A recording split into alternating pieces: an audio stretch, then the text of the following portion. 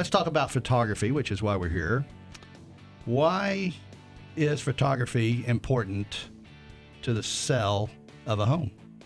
Well, first and foremost, I think that photography brings out the best in your home. It gives buyers a glimpse of your home. It's fuel for ideas. People look at the photos and go, wow, I could put this here and I could put that there, and it'll look amazing.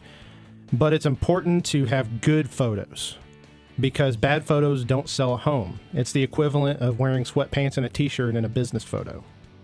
But what do we do after staging? You're the one who shows up on the property.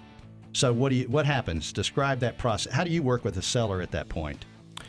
I usually start with still photographs, but before that, of course, I call and make an appointment with the seller, and I find out what time works best for them. I usually try to get the sun in the best position.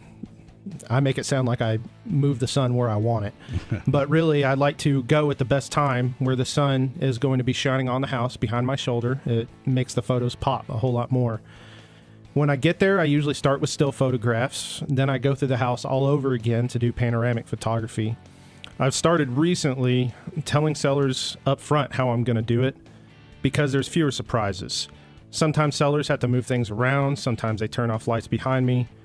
That's okay, of course, because people live in their homes and they have to continue to live in their homes. So they're going to have things laying around sometimes. Sometimes they're going to forget. Sometimes sellers are still there trying to clean up when I get there. What's the turnaround time from when Terri lists the property to when you get involved? Well, that really depends largely on the sellers. When the sellers need a little bit more time, sometimes they're getting their home staged by Paula, and sometimes they just really need a good bit of time to get their homes where they want them to be because they want to sell their homes. It usually takes about 2 or 3 days to process and edit the photos, depending on the size of the house. The number of photos is pretty much proportionate to the size of the house and how many angles I can get on a given room to maximize how much buyers see and the sense they get of how all the rooms connect. What kind of equipment do you use when you photograph a home?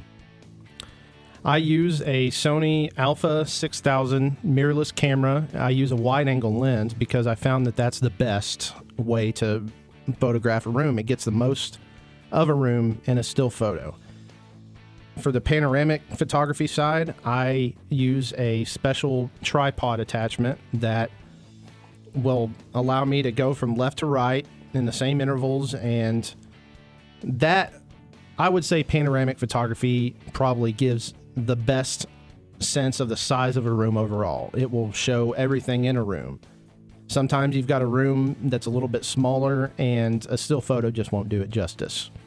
So I always use tripods inside and out, and I really think that a panoramic tripod head is the way to go.